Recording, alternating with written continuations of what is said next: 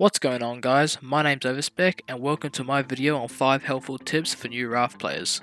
In this video, I will be outlining and discussing 5 helpful tips that I wish I had been aware of when I first started playing Raft.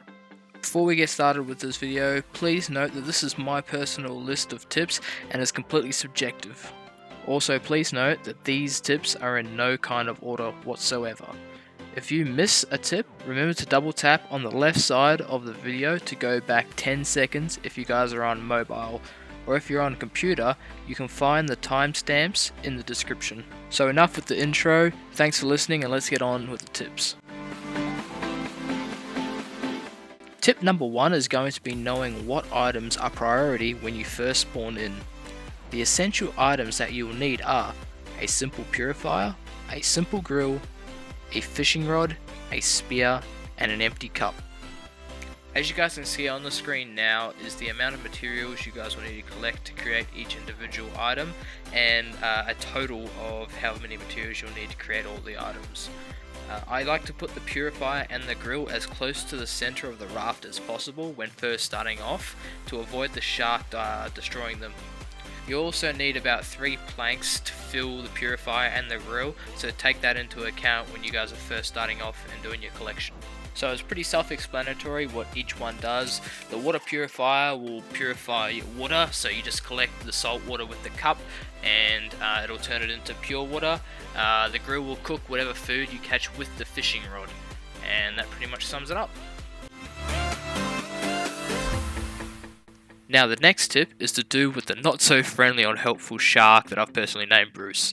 Now occasionally Bruce will become so hungry that he'll decide to eat part of your raft. Bruce will continue to eat your raft or the foundation until one of the 3 things happen. 1. He successfully destroys it. 2. You damage him enough to ward him off. Or 3. You remove the foundation manually using an axe. So the first way, allowing him to completely destroy it, is probably the absolute most worst and inefficient thing you can do. Whenever you see him trying to destroy your raft, you instantly want to try and stop him from doing it. Because if you let him destroy it, you lose all of the material that would have cost to create that whole foundation. And by the foundation, I do mean everything that's also placed on top of that foundation. So if you just have a foundation, then that's it, he'll just take that. But if you have a foundation, a wall, and 4 chests, they'll all be destroyed. Now if you guys have made a spear or a bow and arrows, you will be able to attack Bruce. Doing this will make him let go of the tile he is trying to take.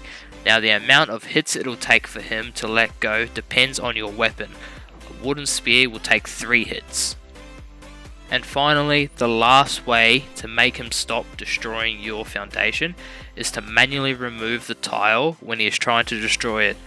The quickest way to do this is with an axe. Now the advantage of doing this rather than letting him destroy it is that when you manually remove something with an axe, you'll get back half of the creation cost. So with the foundation, you'll get back 1 plank and 1 plastic because it takes 2 of each to make. I recommend you only doing this when you guys have just single foundations down without anything being built on it, because it's not really worth it to destroy if you have multiple things already on that foundation. I'd also recommend starting to build things 1 tile in to avoid this ever happening. Now if you're like me and you probably spent about 20 hours inside the game before figuring this out, this is what this video is here to help you with. The boot that you can get inside a barrel or off a small sinking raft can be put on your raft, and then you can put a potato inside or a beet inside and water it, and it will double. So you put in 1 potato or a beet, water it and wait, and then you'll get 2 back from it. You guys do want to watch out though. Seagulls can come and destroy the plant just like it was any other crop. So a good technique would be to do your fishing while you wait for it to grow. So simply plant it, water it, and then just go for a fish until it grows, and you're knocking off 2 birds with 1 stone, because unless you have a very small raft, by the time you do travel over to wherever the shoe is, it could already be destroyed. A common mistake I see a lot of new Raft players make is with the collection nets. They put them one after each other in a straight line, and although that might feel like the simplest or the best way to do it, there's actually a more efficient way. So as you can see, I have these collection nets set up in this specific orientation.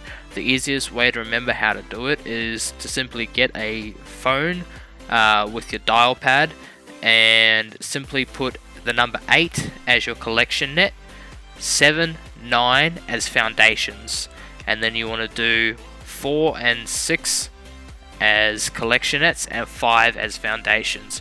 And pretty much I've just put a perimeter of foundations just to protect the actual collection nets, because a shark can still destroy the collection nets if they're not protected by at least one foundation.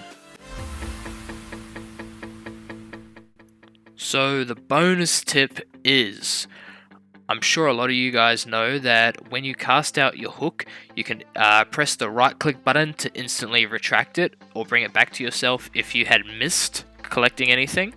But what you guys might not have known is that when you throw the hook out and you actually do hook something, you have to reel it back manually. You can't just press the right mouse button, the right click mouse button to reel it back in instantly.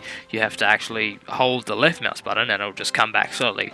But instead, you guys can cast it out, grab whatever you guys were aiming for, and then jump into the water, and it'll instantly retract the hook back to your hand, and you'll also collect whatever you had in the hook. Just note that the shark will come towards you every now and then, so maybe only do it if you've casted a super long way and you're trying to turn around to get something else before it travels too far away from you again, because by the 4th time the shark will probably attack you, just because of how you've jumped into the water and it started to come after you, and then you've kind of got back up. But regardless, don't overuse this, and just space out your times if you are going to try and do this tip.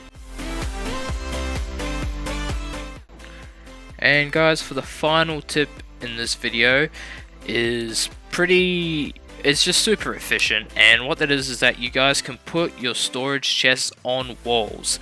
Usually, if you were to just put it on normal foundations, it'll take up a full tile or like a tile and a half, just for one of your, the biggest storage chests. But this way is super efficient. It'll take out a 1x2 or like a 1x1 tile, but you can just stack them 4 high on the walls. And this is just, it's the most efficient thing you can almost do in the game. Now, with doing this, it does come with its risks, as in if the shark does decide to destroy the original foundation, everything will be destroyed. So if you are going to do this, I would recommend to put the walls at least 1 tile in, so the shark does have something to go and destroy before, and just check it, or even armor it up, or just armor everything around it, because if this is your main storage, then you do not want to be losing this. So guys, those are my top 5 tips directed towards people who are just playing Raft for the first time. If you guys think that there should have been something else that should have been on the list, feel free to leave it in the comments. Just try and help out as many people as you can. Raft is still a growing game with regular updates, and the more people that get onto it, I'm sure the harder the devs will work. If you guys found these tips helpful, please feel free to share your experiences also in the comments section. Make sure to leave a like, subscribe if you guys want some more content on Raft. Also, head over to my socials at Twitter, and I do occasionally do some live streaming of Raft on Twitch, so I'll leave those in the description so you guys can head over there. So once again, I just want to thank everyone for watching this video all the way to the end. If you did stick it out all the way to the end, I really appreciate it, and I hope some of these tips have helped you and encourage you to play a little bit more of this game. If you guys have any video suggestions for me to do regarding Raft, please leave them in the comments, and thank you again for watching. See you guys in the next episode.